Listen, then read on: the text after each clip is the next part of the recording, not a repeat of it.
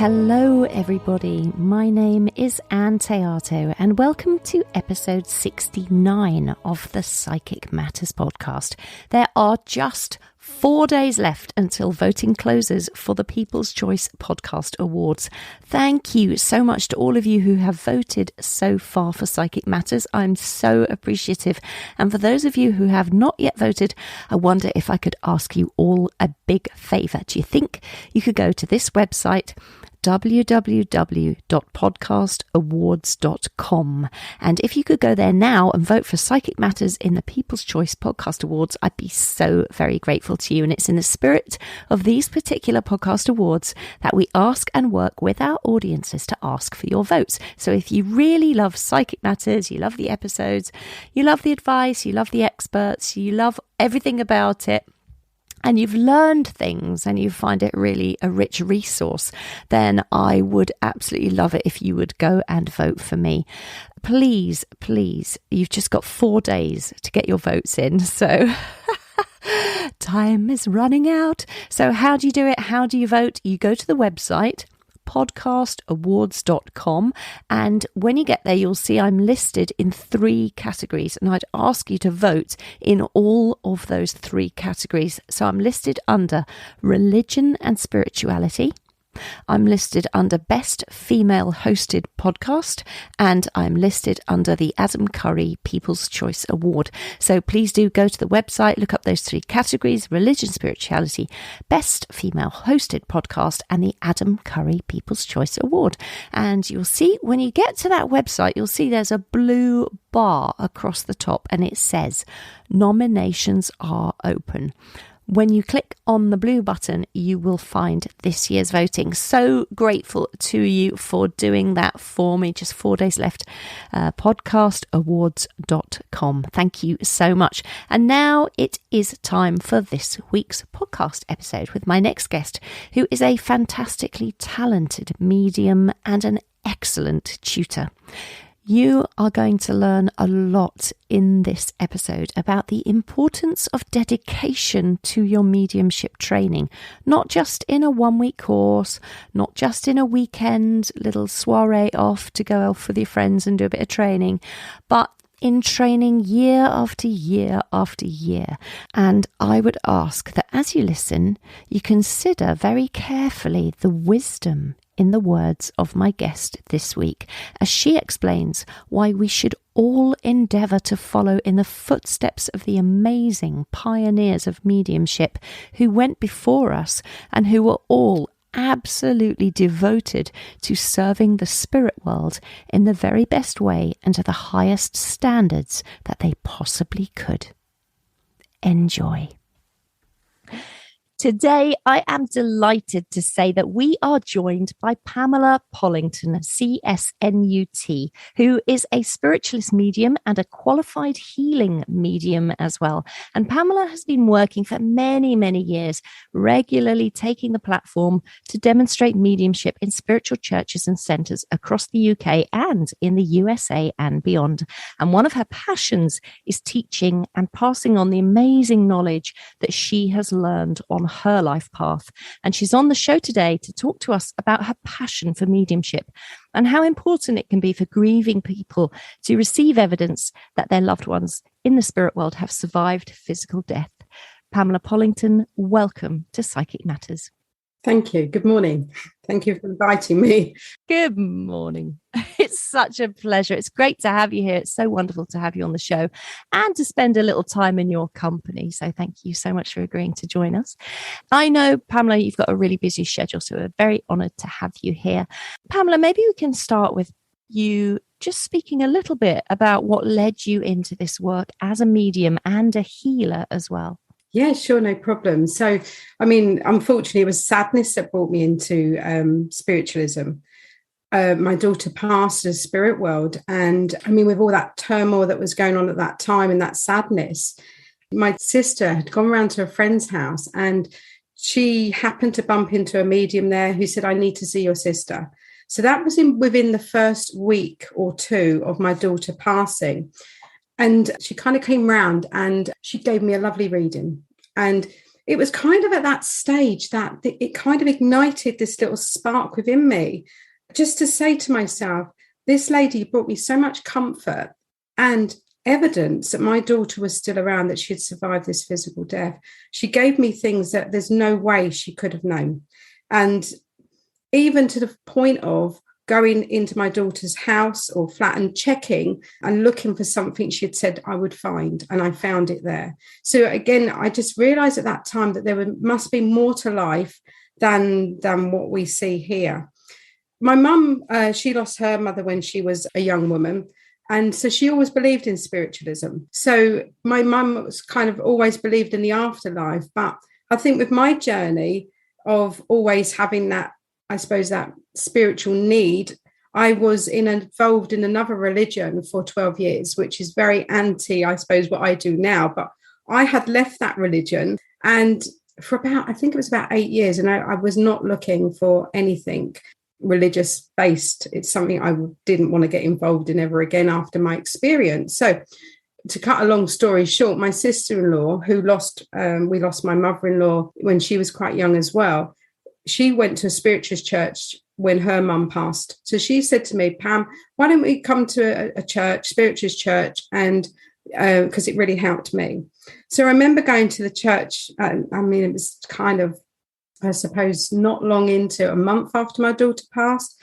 And I was still in that state of, I couldn't sing the songs. I just really was not, but I loved it. It was like almost walking into this wonderful place where there was so much love shown to me and so much, it just felt really comfortable. So I didn't really realize actually that spiritualism was even a religion at that stage. But I went regularly, week after week, not to get a message. I just used to love hearing other people getting a message. And if I felt it was something for me, my heart would literally pound in my chest. Please don't come to me. I was not at that. Please don't come to me. Please don't come to me like this, because I don't think I was ready for it. Even though my daughter had come through to the medium who come to my home, that kind of felt different. But I was just contented with sitting, listening to the different mediums week after week. And I even remember one night I was in a bit of a state, and the committee at Hampton Hill Spiritual Church was so wonderful that they kind of said, look, maybe you can have some healing. I'm like, healing? What's that? I don't know what healing is. I have no idea, because this is all new to me. So they took me into a lovely room and they gave me some healing. And it was kind of that kindness that they showed. They listened to me. The president of the church, a lovely Sheila Smoothie, she too had lost her daughter. So it was kind of like having that real connection for the first time with somebody that had been through obviously something similar to myself. But the love that was shown and the healing that they gave me, again, it just felt such a lovely environment to be in. And then my daughter was seeing spirit objectively. My daughter in the spirit world, her sister, was seeing spirit objectively. And I kind of started sitting in a circle at the church so she could understand what she was going through. So we could both, we sat in circle, and I really sat in circle to begin with for my daughter and her understanding about the spirit world. So that was really the start of my journey. And then one night in our development circle, the tutor said to us, well, we're going to make a connection to the spirit world. I'm like, oh, I don't know, I can't do that. And straight away, the spirit world came in. I was able to give a lady a message. And it's just, I thought it was a fluke. It's not going to happen again. It's just a fluke.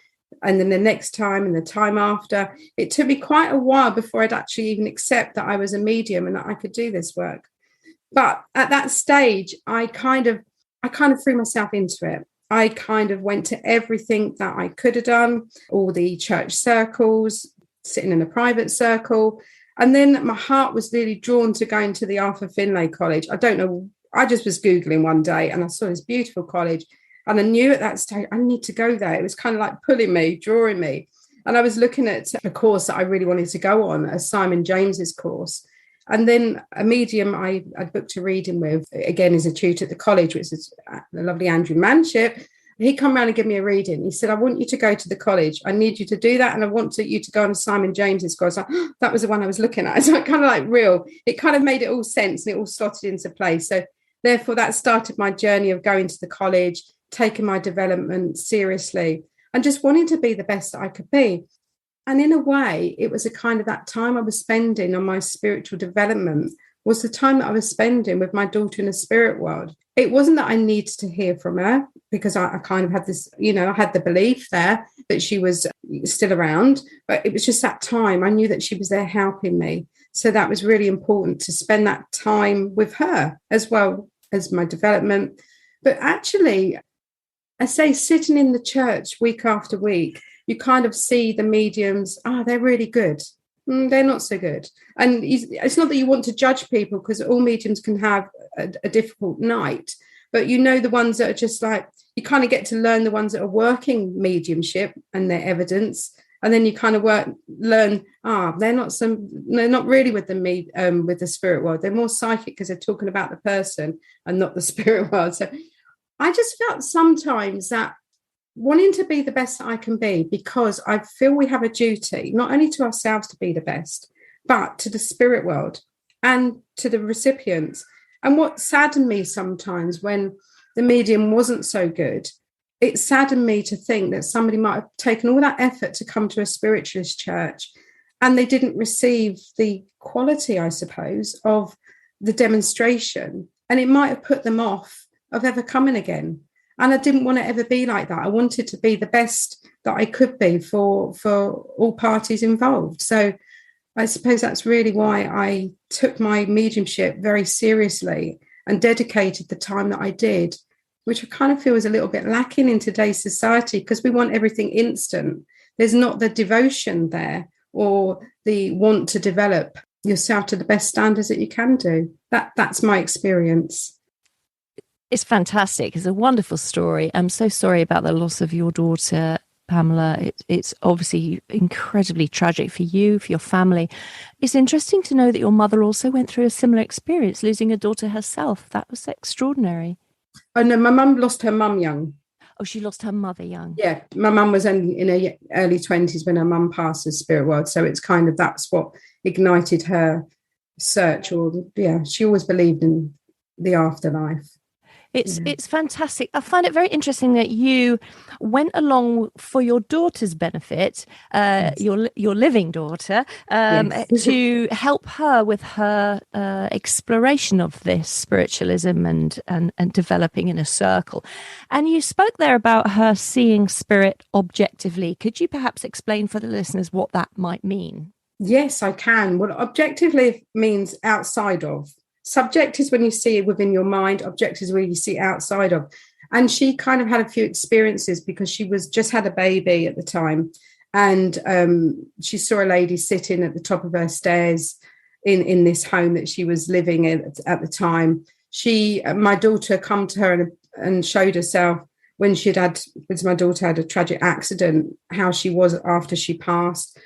I mean, these were real to my daughter. I'm not saying it wasn't real, but it might have been her overactive imagination because of the grief that she was going through. However, it was real to her.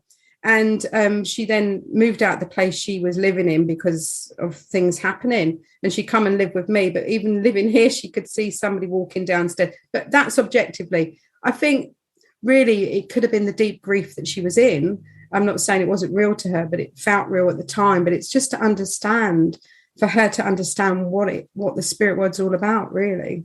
Yeah, thanks for explaining that. That's really, really interesting. And you also spoke about the quality of mediumship in demonstrations that we might go and see, and how you've had varying different experiences of the quality of the work, I suppose, and acknowledging, as we both know, that demonstrations can sometimes be amazing and sometimes be awful, usually within 5 minutes of each other. And so what do you think we should perhaps be focusing on as a community of mediums, spiritualists or non-spiritualists, to raise the standard of mediumship today? Yeah, I think the only way you can really raise the standard is to work hard. I think that is the thing, is working and developing your mediumship. I mean, with my experiences at the college, I know I've been to the college, and some people are there for the first time. They get their first link, and then you go home and they then put on their Facebook page, medium so-and-so trained at the Arthur Finlay College. And it's after 1 week at the college. It takes years to develop. I'm not perfect. I still got a lot to learn, and I accept that. So I kind of feel like even if we feel we have kind of got it there, is to keep it going, keep that dedication going, keep that practice going.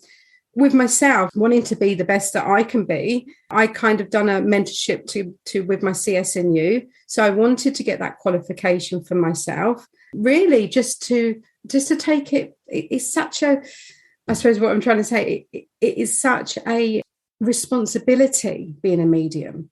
And I would never want to do any harm to somebody with my words. So it's actually aiming to be the best that you can be and improve the standards within our churches. And that's why I went into teaching as well. Again, I don't have all the answers, but I will give it the best that I can.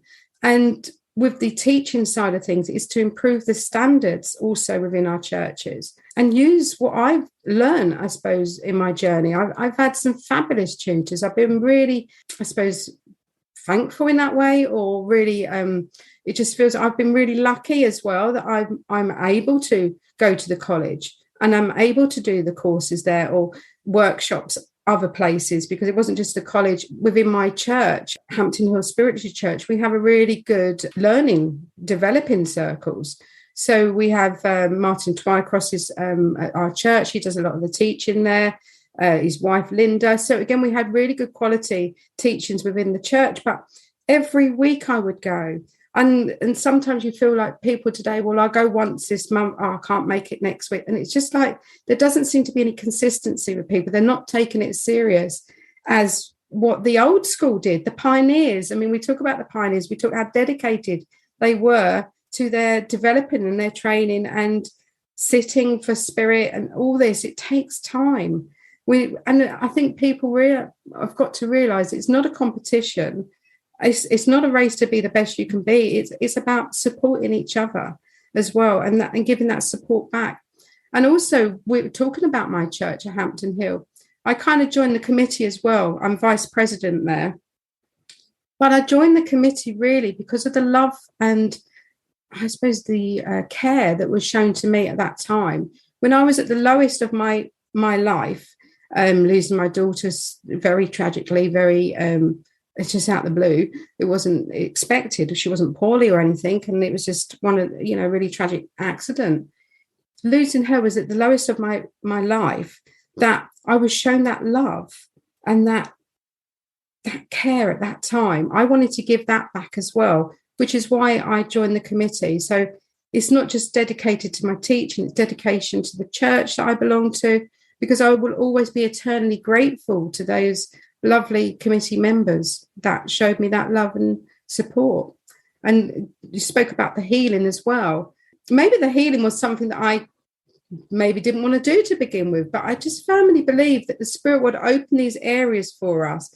And we kind of feel like, but maybe they need me to go in that area of healing. So that's why I got invited to become one of the healers at the church. It takes a couple of years, to get the certificate and the hard work that goes into it. So I just thought, okay, Spirit, if this was what you want me to do, the healing as well, then yeah. But I also firmly believe with our mediumship, it should be healing too. People should go away from a reading feeling that comfort and that healing. And then I've done my job correctly. Yeah, that's really lovely. What does healing consist of? I haven't looked into the training to be a spiritual healer. What does the training consist of, and how do you offer that healing? Because you spoke about receiving it, and obviously you're now giving it. So what is that process? The process, I mean, it's changed since I've become a healer. It used to be you do, I think it's the H1 within, because I'm an SNU healer. There are other forms of healing, obviously, but being an SNU trained healer or healing medium is what it's called now, because you connect with the spirit world.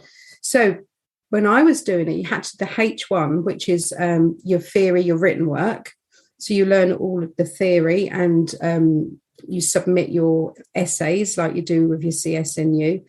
And then I had to do 100 hands-on healing sessions. So 100 hands-on, and each time you've done your hands-on healing, you then get your signature. I know it's gone down to 50 now, so it's kind of has halved the hands-on.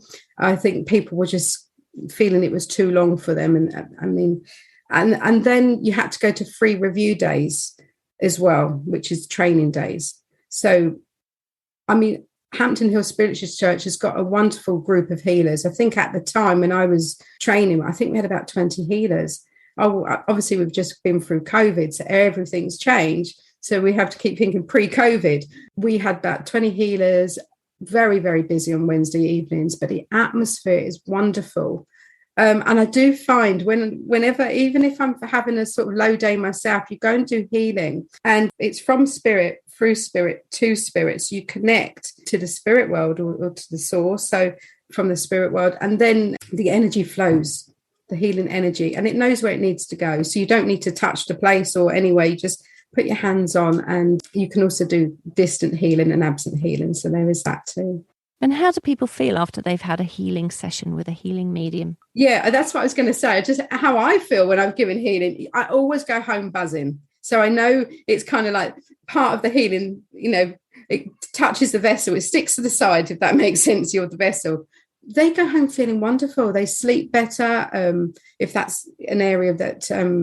but you see, when you do the healing, it's not just at the time, it continues for a little while after you've stopped healing. And many people say, wow, I can still feel your hands on me, even though you're not touching. And it's just a wonderful experience. People are really grateful. I don't do healing outside of the church. I give back through the church with my healing. But I say the mediumship is healing too. Oh, thanks for explaining that. Does that make sense? Yeah, that's great. Thank you for explaining. It's brilliant.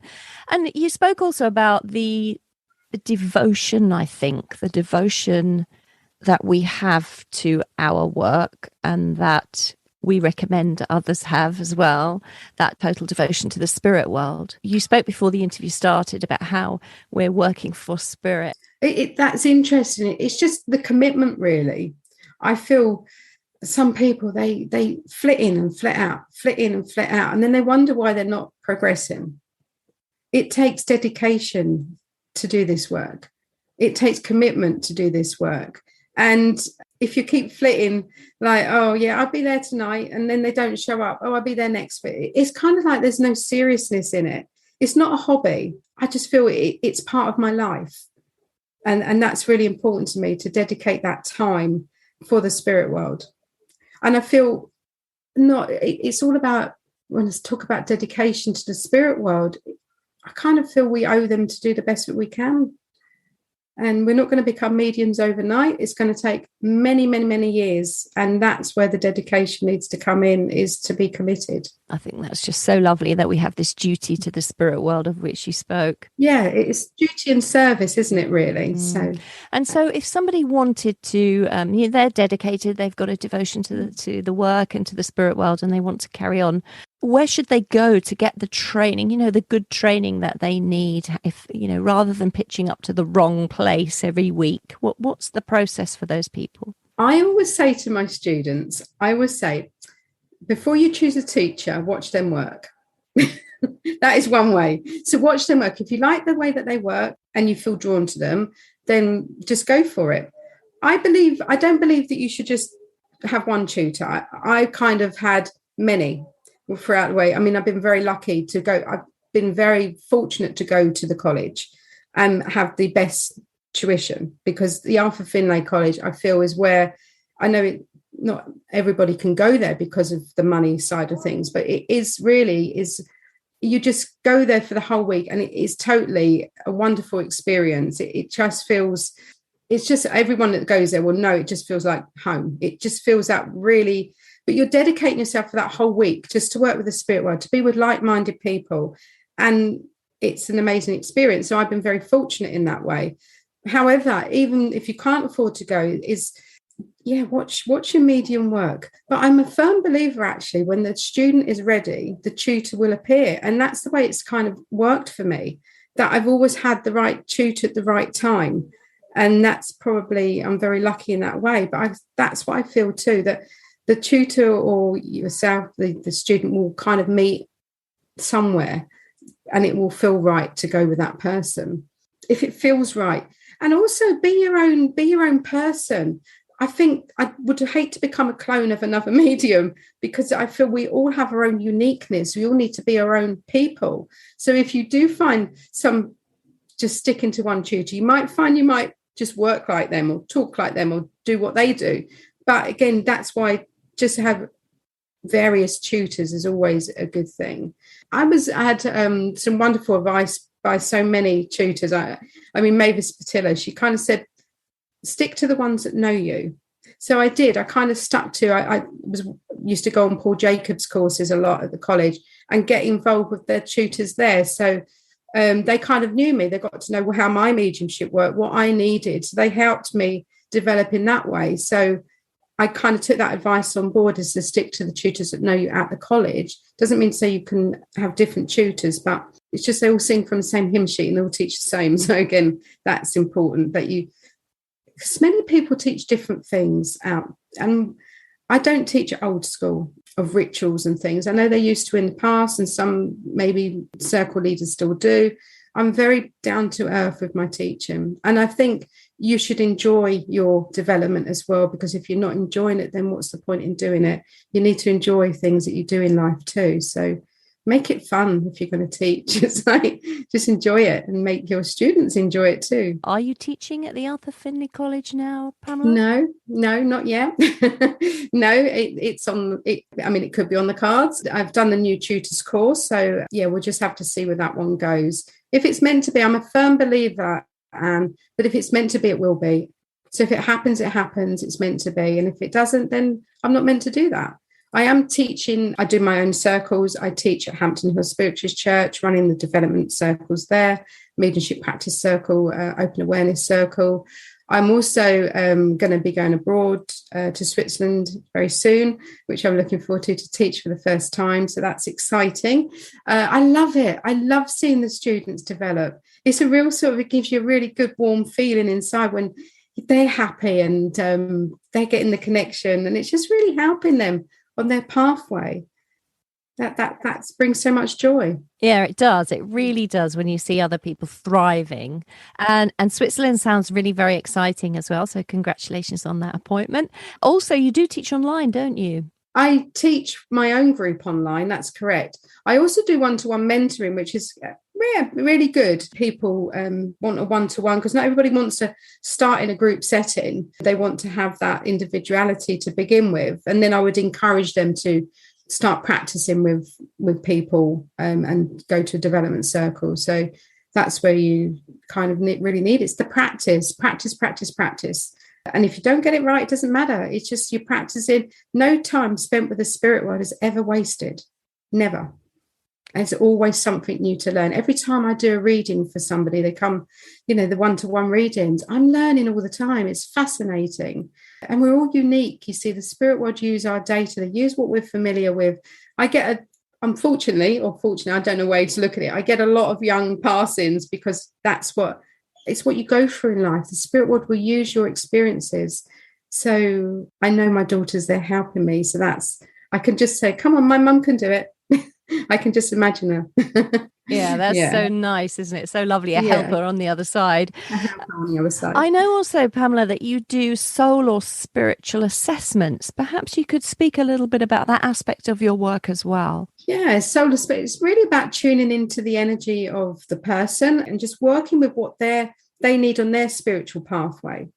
And it might be something that they haven't thought about themselves, because, again, you might pick up in somebody's spiritual journey or their assessment that you could be a really good healer here, or you could be a teacher, or maybe if you sort of thought about working in trance. It's all about really their spiritual pathway, because not everybody is going to be a great medium. They may train. Some people pick it up but never put anybody off either. So it's kind of maybe you can pick up in that spiritual assessment something that's holding them back, something that's blocking them, and maybe even giving them advice on that. So that's what a spiritual assessment's all about, and about getting into their soul and working with their energy to feel what would be good for them, but also what is stopping them, what is holding them back.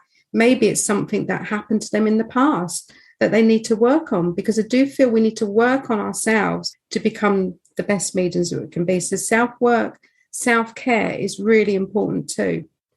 So yeah, sometimes we have to go and we have to address things that we haven't quite dealt with in our pasts.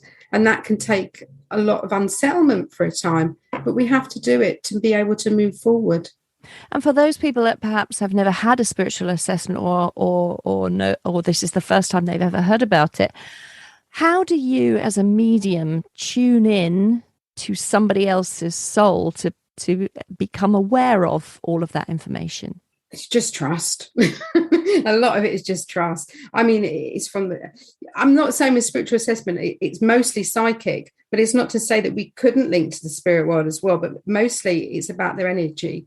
So it's almost like a psychic reading, but it's also about tuning to them energetically. And it can be done even over Zoom, because again, even though it's that intelligence there, it works on that voice vibration as well. So you're just really getting into their soul and tuning into energy. I mean, some people can read the auric field around people. Sometimes they can, depends on what their background's like. So it's just really reading them and as a person in front of you. That's really how I do it. Sounds lovely. I just do. Yeah, no, it sounds. Some people say, well, how do you link to the spirit world? I don't know. I just do it. They're just there. I don't have to do this. Oh, come down in a bubble, come surround me. It's never been like that for me. They're just there straight away. Yeah. So, yeah, that's wonderful.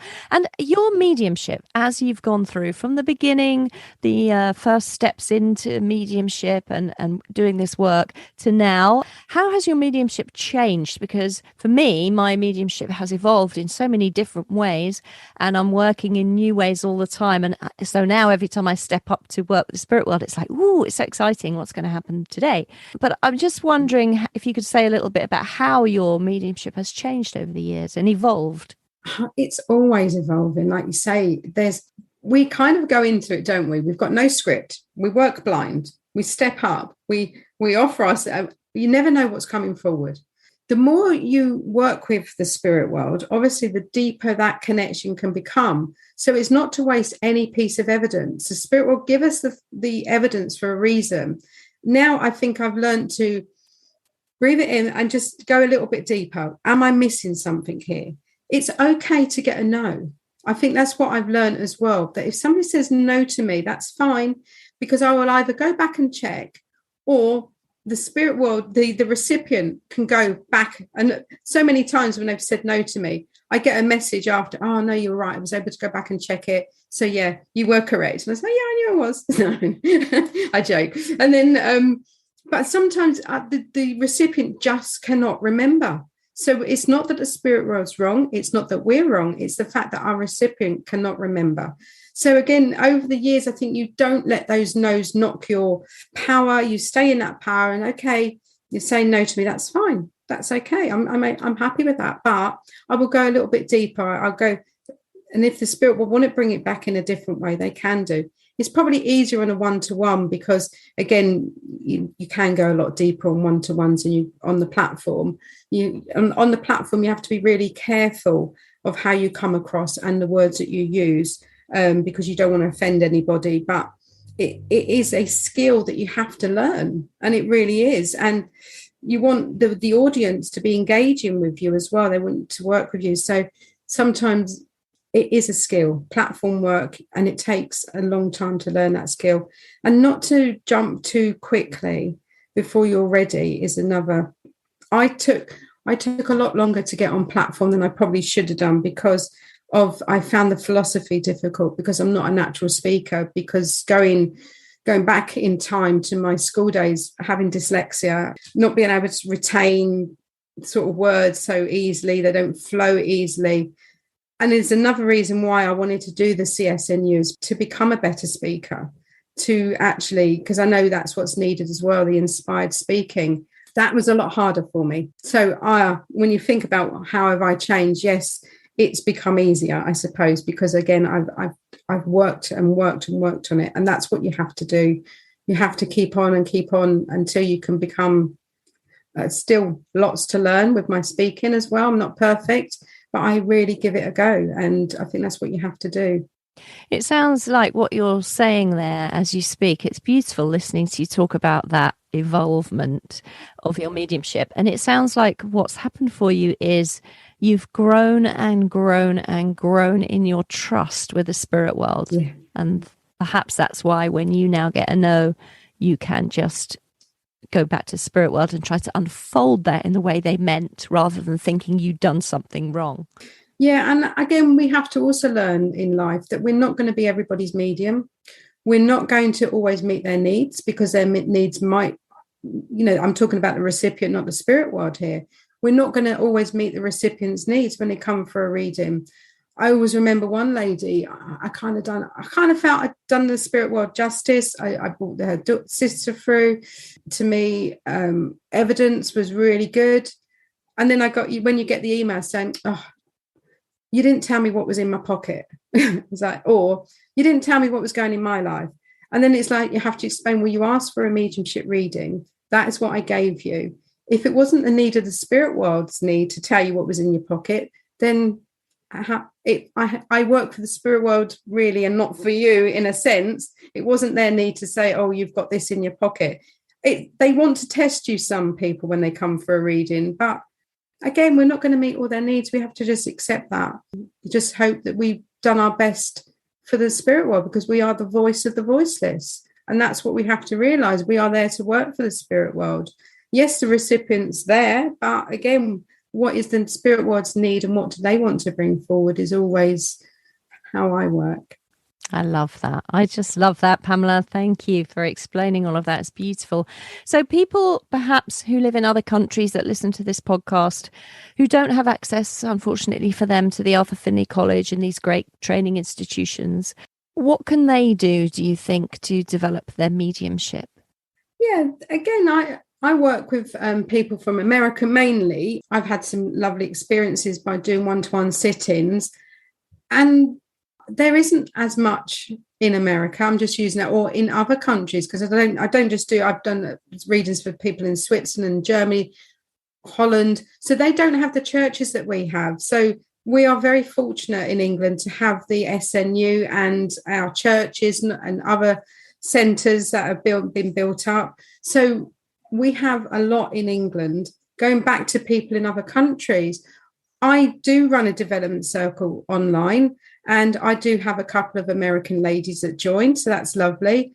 I think since COVID, especially, I know it did happen before, but since COVID, it's opened the world. But it worries me too, because even though there's a lot of people teaching it, maybe they shouldn't be teaching it. Maybe I'm a firm believer in, unless you've got your own mediumship into where you're happy with and you've established yourself as a medium. Personally, do I feel people should be teaching it if they can't do it themselves? It's a grey area, because I can't say they shouldn't, because I'm not judge and jury. But again, it's a grey area. I just feel they need to get their own mediumship to a development, so before they can teach something, until they truly understand it. So be careful where you want to develop. Practice one-to-ones with people. Practice with your friends. Also, there is the CSNUt, which is another option that people can have from all over the world. And that is a fabulous way that people can learn. It's not very expensive to join. There's loads of classes on there. All the tutors that are on the CSNUt have more than likely got their CSNU, or they are really qualified, good tutors. So that is another option for people around the world. But yes, there also are wonderful tutors from the college run courses online. So also they travel to different areas around the world is another option. Just really there's a lot out there. Just be careful, because there's a lot of good, but also there could be a lot of bad too. So just choose your courses wisely. I don't know how to put that. I'm trying to be so tactful, but it's really choose them wisely. Yeah, I think that's really good advice. Choose very wisely, see who you're drawn to, and there is a lot out there. And thank you for suggesting all those different places, because that gives people lots of options. So that's wonderful. Yes, there is. And there is options out there. And I know from looking at your website, you have a diary of wonderful demonstrations coming up. You've been quite busy this year, I can see from all the places that you're demonstrating mediumship. So if people wanted to come and watch you in person, if they're lucky enough to live in the UK, there's a list of those on your website. You're all over the place. You're up and down from London up to the north, everywhere. And I've recently done a demonstration with another lovely medium. And used to do it before COVID, but obviously now things are opening up again. I done one locally for the local, just down the road really. And I was so amazed that we had over 150 people turn up. So the need is there. The need is there. I'm always going to be a church medium because I love the churches. I do feel there should be a reverence to what we do. However, to get those people in churches, we have to have that balanced viewpoint that not everybody's going to walk into a church. So we have to have that balance. So putting it out into the community is, I do it occasionally, but there is a need out there. People, I don't see it as entertainment. I really don't. And that's why I want to try and encourage people to come to the churches for the reverence of it. So hopefully me being balanced and going out and doing a big demonstration, it might ignite their curiosity to want to look into spirituality a little bit more. But I'm a firm believer, you see, that our loved ones come back to us because they love us and they want to let us know that they're around, but also they want to awaken us spiritually too. So hopefully by doing a bigger demonstration within the community, it's going to invoke that little spark of curiosity and hopefully help them on their own spiritual journey too. Just wonderful. Thanks, Pamela, for that. And so if people want to find out all about you and what you're doing and all the things that you are offering, perhaps you could tell us what your website is. It's www.pamelapollington.co.uk. That's my website. And Pollington is Pollington. That's correct. Also, the link to your website will be in the show notes for this podcast, which will be up on my website. So if people just go to the podcast page for this episode, and they can be linked directly to you. So just another thing that I wanted to mention, which has just come up yesterday. People have this notion that the spirit will take a while to come forward. Some people, when my daughter passed in the spirit world, my mum got hold of one medium and she said, oh no, she won't come through for 6 months. She's in a healing hospital. Now, I just want to just say that there is no time. The spirit world can come through the very next day. And because a lady asked me, she wanted a reading. Oh, do I have to wait some time? Only yesterday. You don't have to wait any time to hear from your loved ones. And I love this, what I read the other day, like when we go on holiday, what is the first thing that we do? We let our family know we've arrived safely. That is what the spirit world want to do for us. Whether it's a sign from the spirit world, whether they give you, I had loads of signs from my daughter. I had a reading, I say 1 to 2 weeks into her passing. So there is no time. The spirit world will want to let us know that they have arrived safely by looking out for those signs that they're there. So beautiful. It is, isn't it? I was like, yeah, that's really, I love that analogy. They will want us to know that they've arrived safely. Yeah, that's absolutely brilliant. Pamela Pollington, thank you so much for joining us on Psychic Matters and sharing all of your knowledge. It's been brilliant listening to you. I could talk to you all day. Thank you so much. Oh, thank you for inviting me. Such a pleasure. Thank you. Well, that was spiritualist medium and qualified healing medium Pamela Pollington. I think we've all got some real food for thought there about our dedication to the craft of mediumship. How dedicated are you? How dedicated am I? It's interesting, isn't it? I'm sure we can all find ways to be more devoted to our practice and to take it just that little bit more seriously. If you want to pick up the show notes along with any of the URLs or references mentioned in this episode, along with a full transcript, of course, please visit my website, anntheato.com, ANNTHEATO.com, and go to the podcast tab and click on the podcast page. And if you haven't already done so, may I ask you, please, once again, can you vote for Psychic Matters in the People's Choice Podcast Awards, www.podcastawards.com, and vote in 3 categories: religion and spirituality, best female hosted podcast, and the Adam Curry People's Choice Award. Voting closes on July 31, so only 4 days left. I'd be so grateful if you would do that for me now. podcastawards.com. I'll be back in a couple of weeks' time with another marvellous episode for you. I do love making these podcasts, you know. Thank you to everyone who has left a review for me. Please do keep those coming as well, because written reviews are really helpful and they really do move the podcast up the podcast charts. So if you have enjoyed this episode or any of the episodes, please go and leave me a written review. And you can always leave more than one. So if you've done it before, please consider leaving another one. And there is a link on my website on the podcast page to do that. Meanwhile, I wish you all well with your spiritual development in whatever area you are working in. And I do hope that this episode has given you something to mull over regarding where you are on your own spiritual path. And perhaps you might make a little more time to sit in meditation to still the mind, or you might want to sit in the power to feel the magnificence of your own soul self.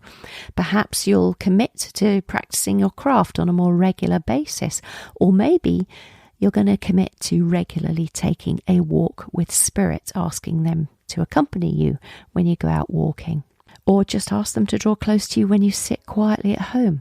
Whatever it is you choose to do, remember Pamela Pollington's wise words: no time spent with the spirit world is ever wasted. Never. My name is Anne Teato, and thank you for listening to Psychic Matters.